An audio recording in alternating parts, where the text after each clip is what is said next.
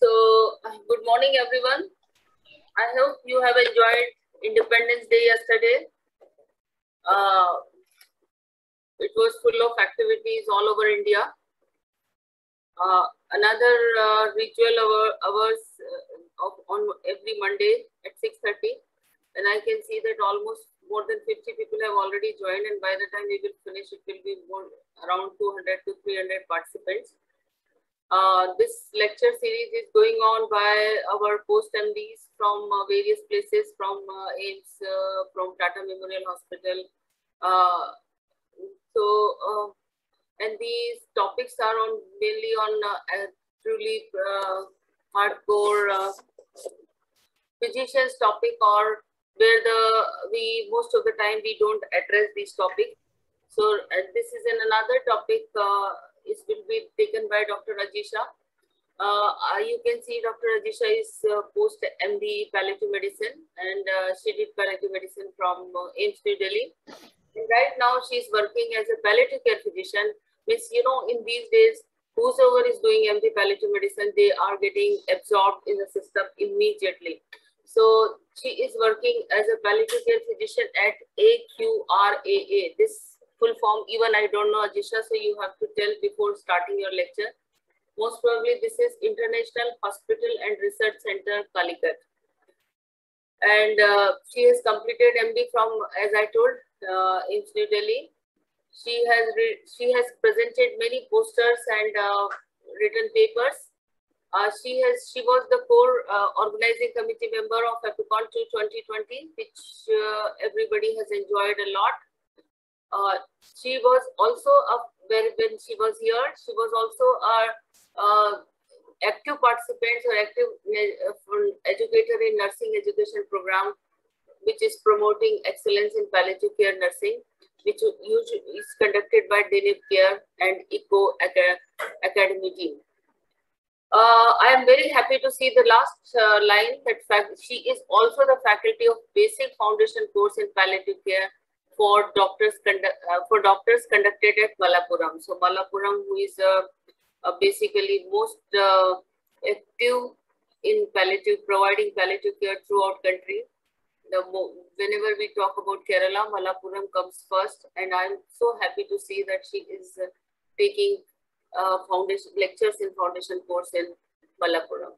So Ajisha, go ahead, and her topic is basically how to handle the endocrine emergencies, which we usually find it very, very difficult. So Ajisha will tell you how to take care of a patient when patient comes present with endocrine emergency. Go ahead, Ajisha.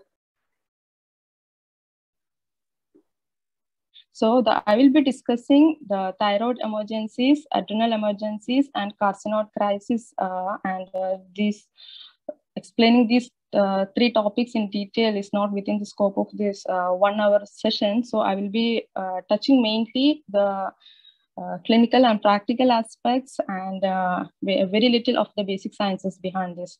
So the thyroid emergency, the two most important thyroid emergencies that we all know is life-threatening thyrotoxicosis or thyroid storm, and the next most important is the myxedema coma. So I will be discussing these two in detail, and the others include amiodarone-induced thyrotoxicosis and thyrotoxic periodic paralysis and site-threatening Graves' orbitopathy. Here, the thyrotoxic periodic paralysis is characterized by a reversible muscle weakness and hypokalemia, while amiodarone-induced thyrotoxicosis were the patients taking the amiodarone tablet, which is rich in iodine content.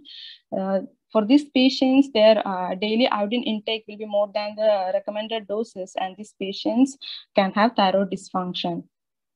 The next. So coming to the first topic, there is the thyroid storm, which is defined as a very rare emergency condition with a life-threatening metabolic crisis characterized by the multi-system dysfunction, which leads to high mortality due to the severe uncontrolled thyrotoxicosis. And usually, it occurs as an exacerbation of the previously existent thyrotoxicosis. Next.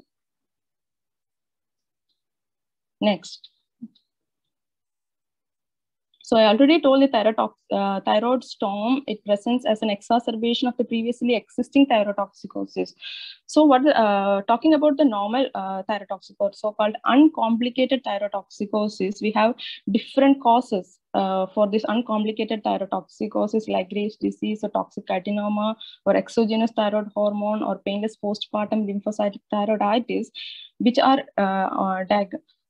are divided mainly into two types. Like overt thyrotoxicosis were characterized by the raised free T4 or T3 with a low TSH, or it can be a subclinical thyrotoxicosis with a reduced TSH and a normal free T3 and free T4. Next. And this uncomplicated thyrotoxicosis, usually the patients will be describing symptoms like heat intolerance, anxiety, palpitation, loss of weight, and we know all this, like muscle weakness. Patient will be having warm, moist skin or tachycardia or tremor. Next. So what differentiates a thyroid storm or a complicated thyrotoxicosis or life-threatening thyrotoxicosis from this normal thyrotoxicosis is that they have got multi-system dysfunction. And these patients usually presents, they might be having the features that is consistent with this thyrotoxicosis, as well as they have these features which are typical of storm, but that is but worse than the usual thyrotoxicosis. Next.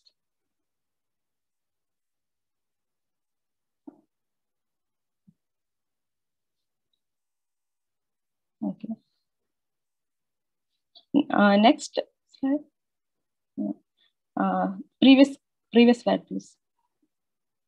So here one table is missing because maybe due to different PowerPoint issues. So usually in uncomplicated thyrotoxicosis, the patients that presents with heat intolerance, but in thyroid storm, it will be patient will go into a state of hyperpyroxia with a large insensible fluid loss, like kind of dehydration. And hyperkinesis is the nervous system manifestation seen in usual thyrotoxicosis will go into a state of confusion or a seizure or coma in a patient with thyroid storm. And we can see tachycardia in a usual thyrotoxicosis, but in a thyroid storm, it will present as an accelerated tachycardia with pulse rate more than 130 per minute.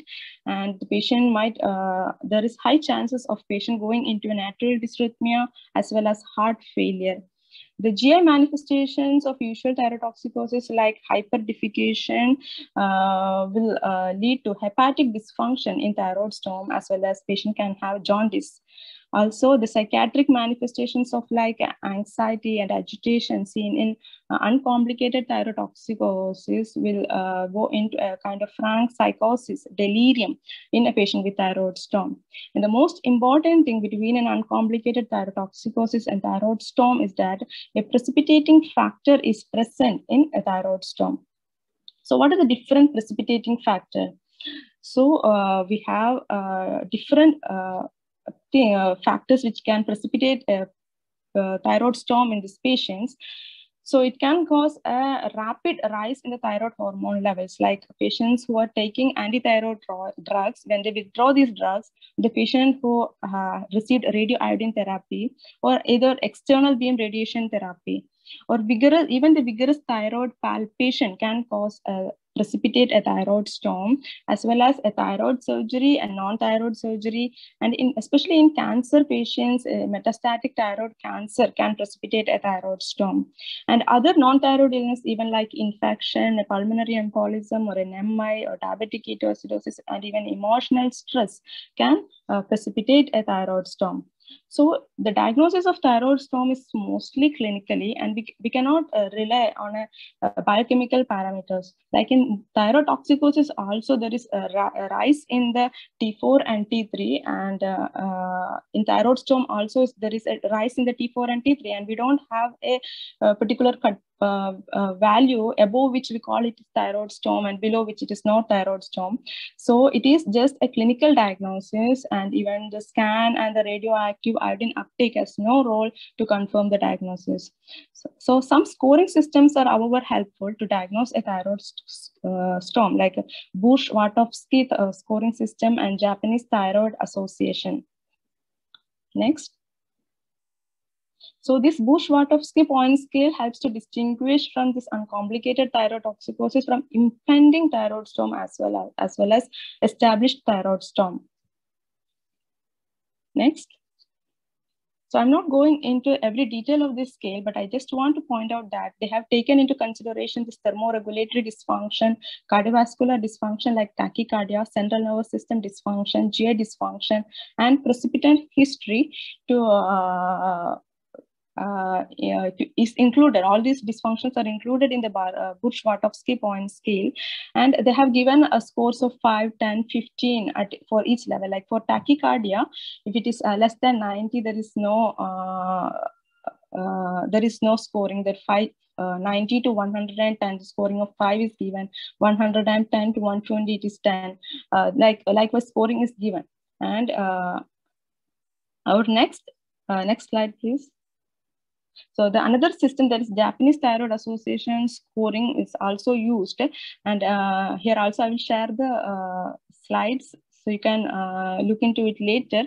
But what I would like to point out right now is that, next slide, please. That when we use this Japanese Thyroid Association scoring system, there is a tendency towards the underdiagnosis.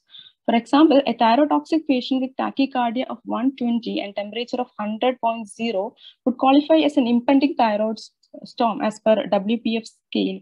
But while using this JTS system, this patient would not meet either possible or definite thyroid storm criteria, because in JTA, the tachycardia of more than 130 beats per minute is the criteria for thyroid storm. Also, the temperature more than 100.4 degree Fahrenheit is taken as a criteria for diagnosing thyroid storm.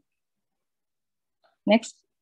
So it is very important that it is diagnosed with a clinical judgment rather than this scoring system and the biochemical level of the thyroid hormones.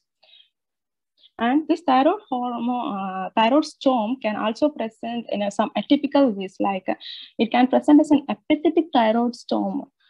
It is seen in patients with apathetic hypothyroidism, where the depression and apathy are the most cardinal symptoms. Or sometimes it might present initially as psychosis, coma, or status epilepticus and causes a diagnostic dilemma. Or sometimes it may also present as a small bowel obstruction, hypercalcemia, and acute renal failure. Next. Next slide, please.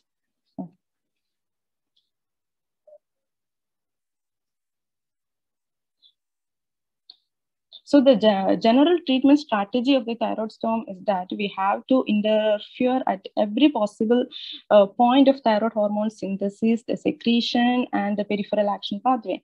At the same time, we have to give an aggressive treatment which is directed at the reversal of this ongoing decompensation of this normal homeostatic mechanism. Next. So the general supportive care that we have to provide for these patients include, we have to take care of this patient or manage in an intensive care or high dependency unit. We have to treat the sepsis and other precipitants. We have to seek the precipitants and treat them. Also, the patients with comorbidities, we have to take care of it. We have to treat the anxiety and agitation. We have to provide airway support and oxygen if required. We have to provide IV fluids and vasopressors to maintain the hemodynamic stability. Next, please. Okay. Now, coming to the management to decrease the thyroid hormone, we have different groups of drugs. For the first group is the group of drug includes the drugs which are directed against the thyroid gland. So it includes the drugs which block the new hormone synthesis. For example, the anti-thyroid drugs, which includes propylthiouracil, methimazole, and carbimazole. All these drugs, they inhibit the iodine organification, which is an important step in the synthesis of the thyroid hormone. It usually occurs, it takes even approximately for 1 hour for these drugs to inhibit this thyroid hormone synthesis. And among these drugs, the methimazole is more potent than the propylthiouracil. However, the propylthiouracil is preferred over methimazole because this drug has got, these drugs can inhibit the peripheral conversion from T4 to T3 also. And these drugs are given orally. Next slide, please. And the dose of propylthiouracil is a loading dose. Orally, we give 600 to 1000 milligram, followed by 200 to 250 milligram fourth hourly. While methimazole, the dose is 20 milligram fourth hourly with a maximum dose of 120 milligram per day. And even though these drugs are given orally, and some authors have described the parenteral formulation of this methimazole using by dissolving 500 milligram methimazole in 0.9% saline. Next. So the another group of drugs are the drugs which inhibit the thyroid hormone release. And the most important drug which belongs to this class is inorganic iodine. This inorganic iodine, they inhibit the colloid proteolysis and inhibit the release of T4 and T3 from the thyroid gland, as well as this drug has got inhibitory effect on the thyroid hormone synthesis. And this drug, when we administer this drug to a patient with thyroid storm, it should be administered only when the thyroid hormone synthesis is blocked by the antithyroid drugs. Otherwise, it will cause a paradoxical effect. So it should be given after 1 hour after giving this antithyroid drugs.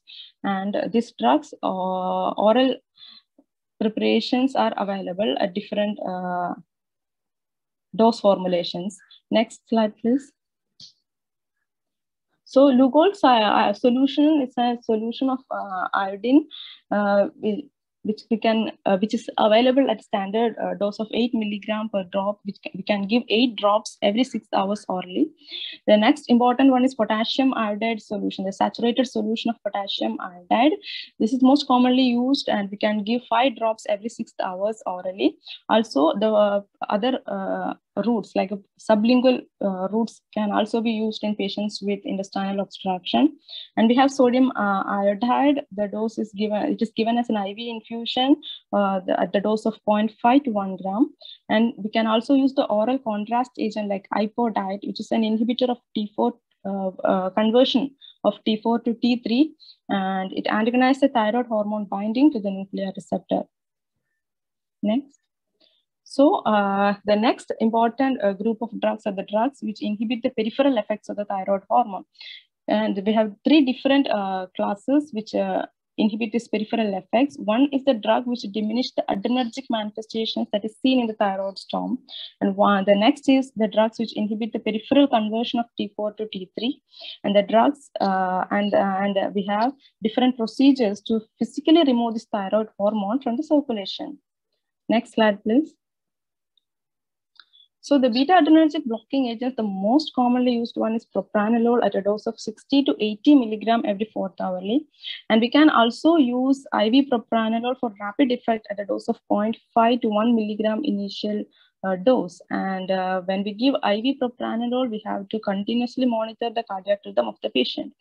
Another alternative is esmolol at a dose of 250 to 500 microgram per kilogram as a loading dose, followed by 50 to 200 microgram per kilogram per minute as infusion. Next slide, please. And the drugs which inhibit the peripheral conversion of T4 to T3, we have already discussed the propylthiouracil can inhibit the conversion. Also, the propranolol can inhibit the conversion, and another important drug is glucocorticoid. Glucocorticoid can also inhibit this conversion, and it has got a role in thyroid storm. Next. Okay. Now, the different modalities for physically removing this thyroid hormone from the circulation include plasmapheresis. And it is usually indicated in a patients who fail to respond rapidly to this conventional therapy, or patients with a history of antithyroid disease-associated agranulocytosis or hepatocellular dysfunction. The 2 important complications seen with antithyroid drugs is agranulocytosis or hepatocellular dysfunction, and the patients who are being prepared for the emergent thyroidectomy. The other drug is cholestyramine, which is given at a dose of 4 grams 4 times daily for the removal of thyroid hormone from the circulation. And we have to treat the other systemic decompensation, like we have to treat hypothermia with acetaminophen and the cooling techniques. We have to correct the dehydration and nutritional deficits with fluids, and we have to correct the electrolytes, and we have to give dextrose and vitamin thiamine. And we have to take care of the congestive heart failure and the atrial dysrhythmia that is seen in thyroid storm with antiarrhythmic agents, diuretics, and vasodilators. We have to continue the supportive therapy. And the glucocorticoids, the dose, we usually give hydrocortisone as a dose of 300 milligram IV, followed by 100 milligram every 8th hour. The alternative to hydrocortisone is a dexamethasone. 2 milligram is given IV every 6th hourly. Next slide, please. And the definitive treatment after the storm is very important for the prevention of the recurrent crisis. And we can gradually, we should do only a gradual withdrawal of the treatment modalities like glucocorticoids, and radioactive iodine ablation for definitive therapy should be given only after the excessive iodine that we have already administered should be cleared, and which is documented by the normal level of urinary iodine excretion. And the patient, if the patient is a candidate for subtotal thyroidectomy, he must be referred for that. So I would like to summarize this treatment of thyroid storm with 5B. One is block synthesis with antithyroid drug. Second one, block hormonal release, then block T4 to T3 conversion, and the use of beta blocker, and the block enterohepatic circulation like cholestyramine or the plasmapheresis to remove the excess hormone. Next. So my next topic is myxedema coma. Next. Which is usually defined as a decompensated state of hypothyroidism, and it results from a severe and prolonged depletion of the thyroid hormones, which leads to an altered mental status and other clinical features due to multi-organ dysfunction. Next slides. The importance of this topic is that this myxedema coma, even the recent mortality rate of myxedema coma is nearly 30%, 20 to 30%. So with the prompt diagnosis of this condition can reverse this situation and save the patient's life. But the different etiologies in patient with myxedema coma can be an untreated hypothyroidism, or patient who has been taking levothyroxine, and if they discontinue for a long time, and the patients following the total thyroidectomy. Also, especially in cancer patients, some patients who are exposed to thyroid or hypothalamic pituitary radiation, they can also develop myxedema coma. Or the patients who have undergone stem cell transplant can also develop myxedema coma. And the patients who are receiving monoclonal antibodies like alemtuzumab and the novel chemotherapeutic agents like immune checkpoint inhibitors, all these patients can develop thyroid dysfunction, either with increase in the thyroid hormone or decrease in thyroid hormone. Next slide, please. We have different insight in maybe the table is not visible here. Previous slide, please.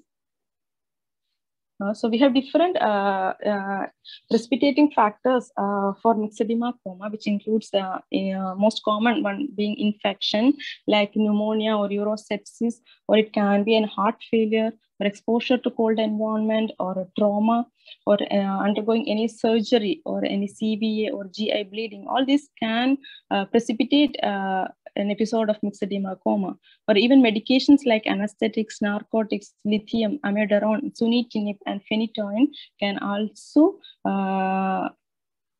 precipitate an episode of myxedema coma. Next slide, please. So the clinical presentation depends upon the different involvement of different systems. Like CNS manifestations include severe hypothermia, which is the patient might be having a temperature less than 90 degrees Fahrenheit, or patient might be afebrile in the setting of an underlying infection, or the patient may present with an altered mental status due to a cerebral tissue hypothyroidism. Also, this decreased cerebral blood flow, hyponatremia, and hypoxemia also contribute to this altered mental status. And the patient can present in a very in any of these with any of these features like psychomotor slowing, memory impairment, confusion, depression, hallucinations, so-called myxedema madness. And in these patients, they have lower threshold for seizures, and they can also have sensory and motor peripheral neuropathy. Next slide, please. In the cardiovascular manifestations, the patient might present with a progressive dyspnea due to underlying pericardial effusion. Pericardial effusion is more common in patients with mixed edema, and they have got negative chronotropy and inotropy, resulting in cardiomegaly, bradycardia, hypotension, which eventually leads to cardiogenic shock. And they have a diastolic dysfunction and peripheral vasoconstriction, and their cardiac pump function is compromised, resulting in decreased cardiac output. And ECG, we can see most of the time the ECG findings are non-specific, but sometimes we can see a sustained ventricular tachycardia with Torsades D points. And if the patient is having an underlying pericardial effusion, they can have low amplitude electrical alternance, as well as they can have a J wave if they have hypothermia. So respiratory dysfunction occurs because of this altered respiratory sensitivity to the hypoxia, as well as hypercapnia. The respiratory drive is reduced, and also the respiratory muscle dysfunction will be there, which all eventually leads to hypoventilation for these patients. And renal manifestations include decreased GFR and decreased renal blood flow. And the patients will be having hyponatremia because of their decreased capacity to clear free water load because of increased antidiuretic hormone level. And the patient might be having hypoglycemia because of coexistent adrenal insufficiency. So here also the table is missing. So the diagnostic evaluation for these patients include, we have to look for the etiology, and to look for the etiology, we have to see the TSH level, total T4 and T3 to diagnose whether the patient is having a primary or secondary or tertiary hypothyroidism. And to look for we need a lab test to look for the precipitating causes like infection. So we might go for a blood culture, urine culture, chest X-ray, and CBC. And we should also see the cortisol level to rule out any coexistent adrenal insufficiency, as well as the cardiac enzymes to rule out an underlying MI as a precipitating factor. And also we should see the history of medications. And we should also order some tests to see the downstream manifestations like hyponatremia, hypoglycemia. So we have to order a renal function test, serum electrolyte, and a random blood sugar. Also the liver function test and a cardiac echo to see whether the patient is having a pericardial effusion. Next slide, please. So the TSH helps to distinguish primary from the secondary and tertiary hypothyroidism. It may not be elevated when the patient is exposed to glucocorticoids or dopamine. Also, we have to see the total T3 and reverse T3. So when both are reduced in hypothyroid, but we can see that the total T3 will be reduced and there is increase in the reverse T3 in a non-thyroid illness without thyroid dysfunction. So when a patient is having a reduced T3, and we have to differentiate between a non-thyroidal illness from the true hypothyroid, we have to see the level of the reverse T3. Next slide, please. So we have to take an ECG, and most of the time it will be non-specific STO T wave changes, and we can see a bradycardia and also the prolonged QT interval. X-ray helps us to see if there is an underlying infection, or it will show an enlarged cardiac seal out. And cardiac echo helps to differentiate from this dilated cardiomyopathy from pericardial effusion. And when a patient presents with altered mental status, we do a lumbar puncture. And in a patient with mixed edema coma, we can see that there is increase in the intracranial pressure and protein. And EEG shows a low amplitude or decrease of the alpha wave activity. Next slide. So the characteristic features of mixed edema coma is change in the mental status and change in the temperature, the precipitating event, hyponatremia, and hypercapnia. So all these features, when are present, we should have a strong suspicion of mixed edema coma. So we have different diagnostic scoring system, just like thyroid storm also, which take into consideration the temperature, cardiovascular dysfunction, bradycardia. Next slide, please. And the CNS dysfunction and the GI or hepatic dysfunction, and also the metabolic disturbances. So if the score is more than or equal to 60, the chance of mixed edema coma is high likely, and if it is score is between 25 to 60, it suggests an impending myxedema coma. Next slide, please. So here also a table was there, it is not visible. So this the previous scoring system was such a large tool, and it is very different, very difficult to use it in an emergency department. So we have a tool used by the ED physicians, which takes into consideration the Glasgow Coma Scale, TSH level 15 to 30, the score of point is given as 1, and TSS more than 30, the point is given as 2, and low free T4, hypothermia, bradycardia, and precipitating event. So scoring of 1, 2, and 4 is given to each of these factors, and the score of 8 to 10, total score of 8 to 10, the patient will be having most likely myxedema, and a score of 5 to 7, the chance of myxedema is likely, and if score is less than 5, the myxedema is unlikely. So when a patient comes with symptoms of myxedema coma, first we have to insert a large bore IV cannula and draw serum immediately for T4, TSH, and cortisol before administering the drug. And we don't have to wait for this results of this test, but we have to immediately withdraw blood for this test. And the treatment includes 4 important modalities, that is giving thyroid hormone, glucocorticoids, supportive measures, and appropriate management of the coexisting problems. Next slide, please. So administering the thyroid hormone, we have give both T4 and T3. Combined therapy is recommended with the T4 loading dose of 300 to 600 microgram IV, followed by the daily dose of 50 to 100 microgram IV or oral, with the T3 dose of 5 to 20 microgram IV, followed by 2.5 to 10 microgram every 8 hours. And this drug should be continued till the clinical improvement. But at the same time, we have to avoid the excessive replacement of T3, and we have to monitor the T3 and T4 every 1 to 2 days.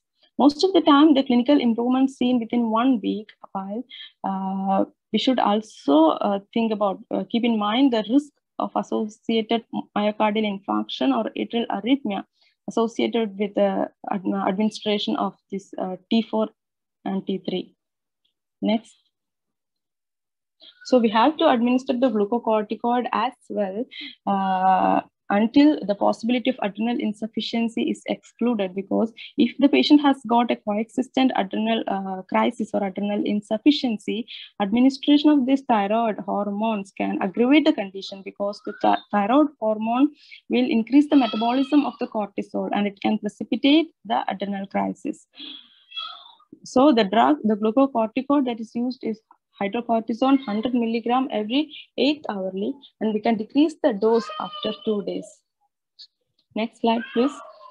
So we have to provide the supportive measures like ICU care. We should take care of the hypotension with volume resuscitation, dopamine or other vasopressor if needed. And we have to treat hypothermia with external warming with blankets, and provide empirical antibiotic if infection is suspected. And we have to correct hyponatremia. Next slide, please. So there are different factors which predict mortality, that is poor prognostic factors, which include older age, cardiac complications, reduced consciousness, need for mechanical ventilation, persistent hypothermia, and sepsis. So coming to my next topic, carcinoid crisis.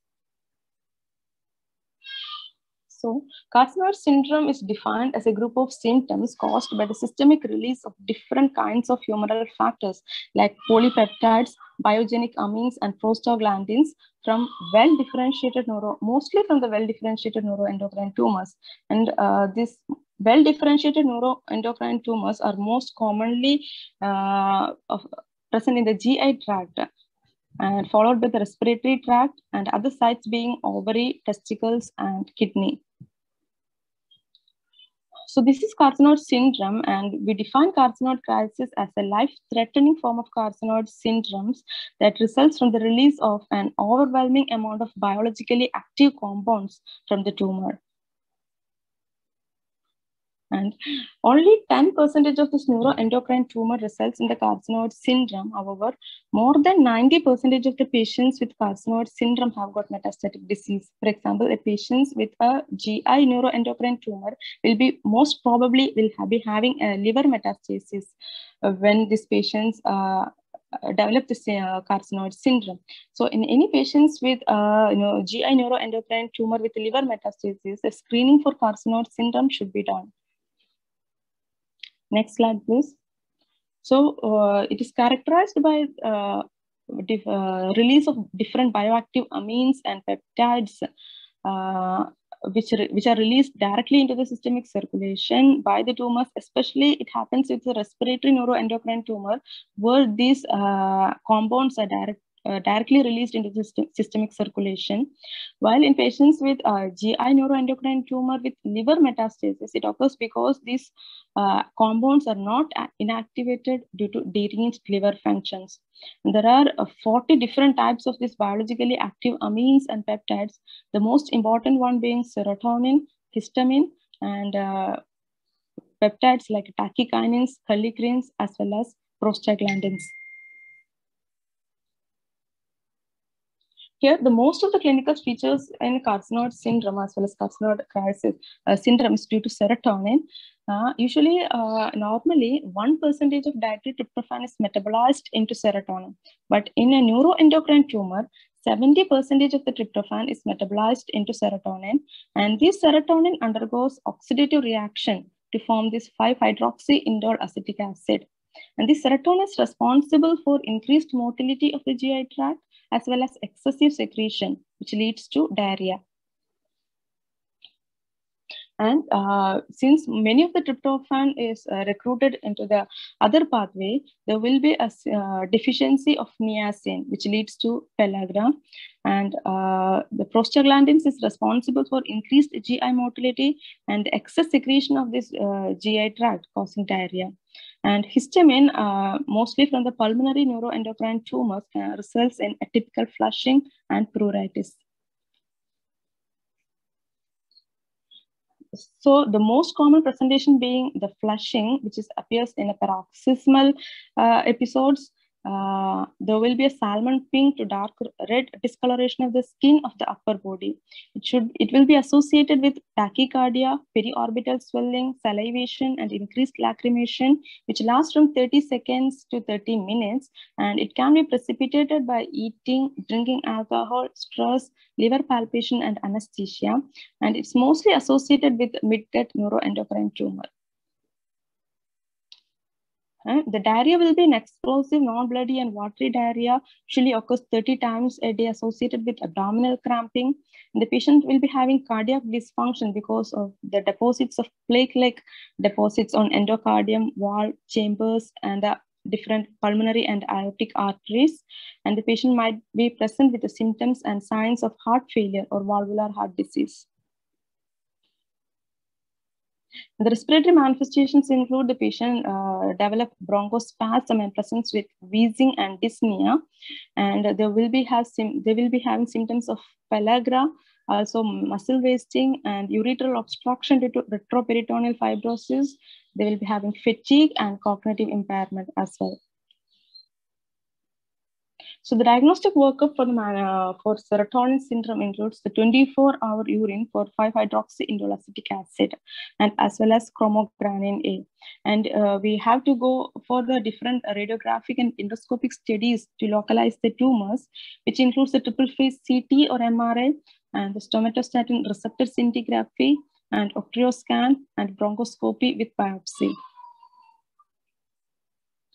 The treatment of a typical carcinoid syndrome involves different modalities like medical management with the somatostatin analogs like octreotide and lanreotide, surgery involving the surgical resection of the tumor, hepatic resection, tumor debulking, and endoscopic resection, as well as chemotherapy for the primary tumor, and also hepatic transarterial embolization for patients with hepatic metastasis.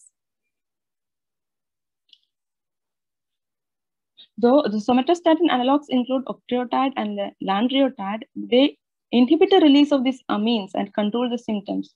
So in a carcinoid syndrome, they're started with a dose of 20 to 30 milligram IM injection every 4 weeks. Next slide, please. So in a patient with carcinoid crisis, they present with severe hemodynamic instability due to severe attacks of the sustained flushing and bronchoconstriction and hypotension. And they will be having a wide blood pressure fluctuations, and predominantly they will be having hypotension. Next slide, please.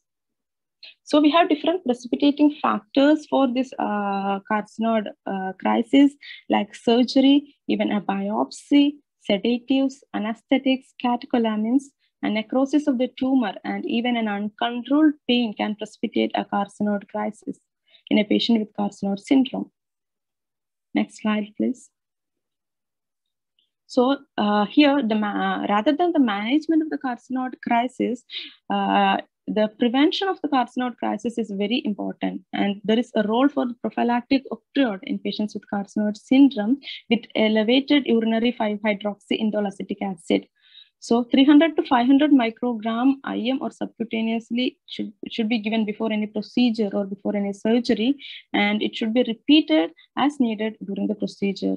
At the same time, we have to avoid adrenergic agents. These patients, when they present with hemodynamic instability, they are refractory to fluid resuscitation alone. So we have to support this blood pressure with octreotide 500 to 1000 microgram IV bolus, followed by infusion at a rate of 50 to 200 microgram per hour. We have to avoid catecholamines in a patient with carcinoid crisis and also calcium products. Now coming to, and we have different newer therapies like telostrestat, which is a tryptophan hydroxylase inhibitor, which is under the trial, Telestar trial, and it is used for patients with refractory diarrhea.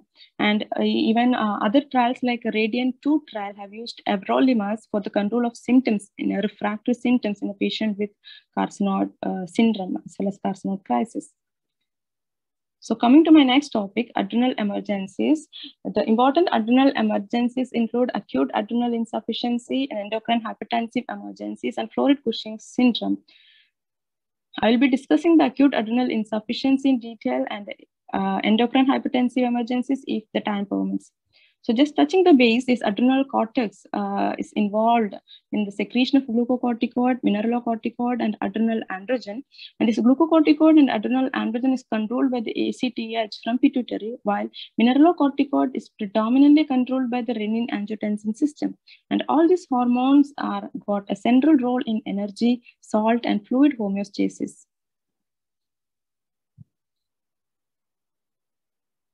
So when we have, we can classify the adrenal insufficiency into primary, secondary, and tertiary. Primary adrenal insufficiency, so-called Addison's disease. In this condition, the primary etiology is within the adrenal gland, and the adrenal cortex is not able to produce the sufficient amount of glucocorticoid and mineralocorticoids. While in secondary adrenal insufficiency, the etiology is within the pituitary, and here the pituitary is not able to secrete ACTH, and this ACTH deficiency leads to deficient adrenal glucocorticoid production. Next slide, please. So we have a table over here, which shows different etiological factors for primary adrenal insufficiency and secondary adrenal insufficiency. For primary adrenal insufficiency, the reasons being autoimmune destruction of the adrenal gland, infection of the adrenal gland, or any infiltrative disorders, adrenal hemorrhage, adrenalectomy, or drugs like metaropon, etomidate, and ketoconazole can cause an adrenal insufficiency. The causes for secondary adrenal insufficiency include hypopituitarism due to a pituitary tumor or metastasis involving the pituitary gland, or radiation involving the hypothalamic pituitary axis, or it might be due to hypothalamic dysfunction, or it might be due to an exogenous glucocorticoid suppression of the adrenal function. And the novel chemotherapeutic agents like immune checkpoint inhibitors can also cause adrenal insufficiency. It can cause primary adrenal insufficiency as well, but more commonly it causes secondary adrenal insufficiency. And we have cancer patients who are taking opioids for pain management can cause secondary adrenal insufficiency, as well as patients taking megestrol acetate for cachexia and decreased appetite can cause adrenal insufficiency. Next slide, please. So glucocorticoid suppression of the adrenal function says that we have to patients who takes exogenous glucocorticoid for long term, even at a minimal dose of 5 milligram prednisolone or equivalent doses for more than 4 weeks can lead to a chronic suppression of the endogenous glucocorticoid production. So the clinical presentation, the presents with different clinical presentations, but most of the time when this presents with clinical presentations, it is 90% of the cortex has already been destroyed, and the severity of the symptoms depends upon the degree of the glucocorticoid and mineralocorticoid deficiency and the rapidity of its onset. Next slide, please. So the symptoms of adrenal insufficiency is usually very non-specific. The patient might be having fatigue, muscle weakness, myalgia, arthralgia, abdominal discomfort and all. But when patients present with an acute adrenal crisis, they might be in a might be in a shock, or hemodynamic instability will be there, or abdominal tenderness. The patient will be having altered mental status or confusion, and we can see that the hypotension, and patient will be having a reduced consciousness. And biochemically, we can find from the lab test, we can see there will be hyponatremia, hyperkalemia, hypoglycemia, and hypercalcemia. Next slide, please. These are some of the symptoms that is seen in patients with primary adrenal insufficiency, where because of the increased ACTH level, the patient might be having hyperpigmentation, and the patient will be having hypoglycemia, and this loss of weight, emaciation, anorexia, vomiting, and diarrhea, cardiac insufficiency and hypotension. There will be urinary losses of sodium and water, while the potassium is retention of potassium happens, leading to hyperkalemia. Next slide, please. So there are different precipitating factors for an adrenal crisis, like serious infection, acute major stress like surgery, under replaced doses of glucocorticoid or mineralocorticoid, or any abrupt withdrawal of glucocorticoid, or bilateral hemorrhage or infarction, or pituitary infarction. So it can be summarized as the management of adrenal crisis can be summarized as a salt replacement with 0.9% saline, sugar replacement with 5 to 10% dextrose, steroid replacement with glucocorticoid as plus or minus mineralocorticoid, and supportive care. Seek and treat the precipitating factors. So in a patient present with adrenal crisis, we have to put a large bore IV cannula and draw blood for serum cortisol, ACTH, aldosterone, renin, and serum chemistry.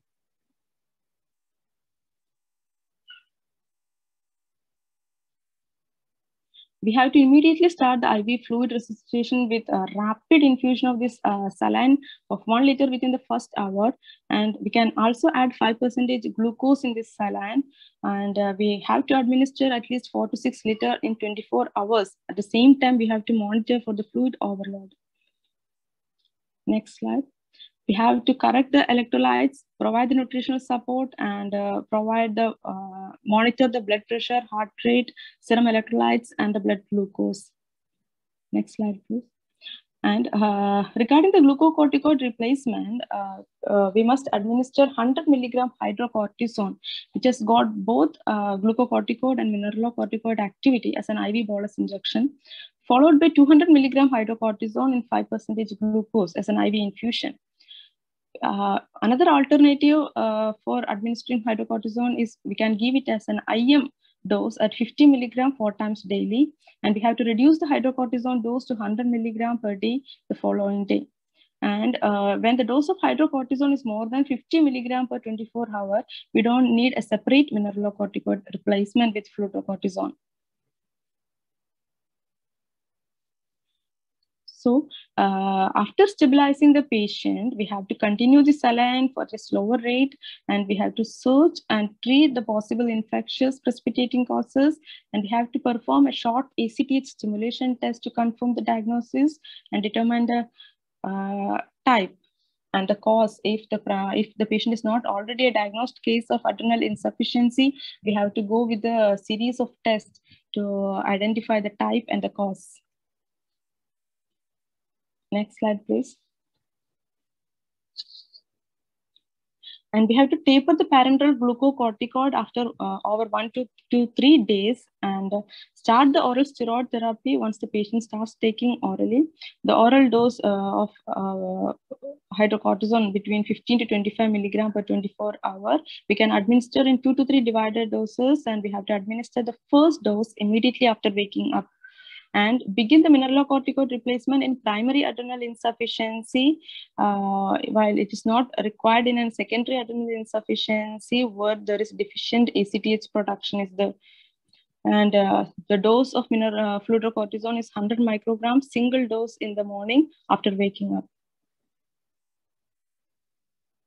At the same time, we should take care to prevent adrenal crisis with, and we have to provide an effective chronic care of the primary and secondary adrenal insufficiency to prevent an episode of adrenal crisis. So all patients should be equipped with a steroid emergency card and a medical alert identification to inform the health personnel that this patient might require an increased amount of glucocorticoid if the patient is having any acute stressful, this patient is having an acute surgery or having an acute stress condition. And every patient should be equipped with a glucocorticoid injection kit for emergency use, and this patient should be followed up in a specialist center for symptoms and signs of over and under treatment.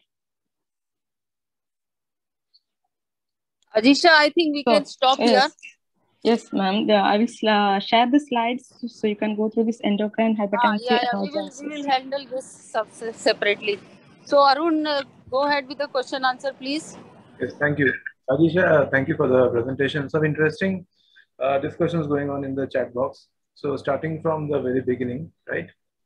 So in palliative care, how frequently should we check blood values of thyroid function in thyroid malfunction? So what is your experience, Ajisha? If a patient is really sick, end of life, how frequently would you like to check thyroid functions from the serum?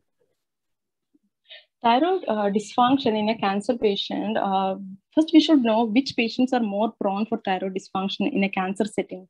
So patients with childhood cancer survivors who have received a radiation therapy to the head and neck region involving the hypothalamic pituitary axis, they can develop a thyroid dysfunction when even at a later age, at a very later age also. Also the patients who have other adult patients who have received radiation to this area, and the patients who have undergone a stem cell transplant can also develop this thyroid dysfunction. And the patients who have received this immune checkpoint inhibitors. So the patients who are receiving immune checkpoint inhibitors, they can have thyroid dysfunction while the patient is taking the drug. And while the patients who have undergone stem cell transplant, they can develop this thyroid dysfunction later. Maybe not while taking during the therapy, but they can develop the thyroid dysfunction later. So it depends upon which condition this patient is having. We have to check the thyroid function test, and it should be noted whenever a patient presents with the symptoms of hypothyroidism, and clinically we should check for this thyroid function test, and it should be repeated at least once in 3 months to 6 months. Okay, thank you. I think, Ajisha, also people have mentioned that along with the palliative care physician, the other physicians in the multidisciplinary team in the hospital can also work together to check the thyroid status and in correction of thyroid dysfunction, which is well taken. Thank you. No more question in the chat box. Sushma Madam, please, you can. I think just to summarize, 1 minute is there, that although this will be a primarily responsibility of endocrinologists, that if this kind of emergency will come, But a palliative care physician should understand that if a patient is receiving some kind of monoclonal antibodies, or he is undergoing stem cell transplant, or if patient is receiving some kind of other immunotherapy, and patient suddenly is present in the, for example, in a shock or a coma, or in a delirious state. So there can be some kind of an myxedema coma or an adrenal crisis, and they should understand that how they will have to manage till the time endocrinologist will come. So I think we have given a lot of topics to Ajisha. That's why she has not covered that when we should stop treatment. This also should be discussed, that there will be a point when we will say that now there should not be like if an advanced cancer, or we know that disease is not curable, and if all these therapies are also not working, then we should start working towards end of life care.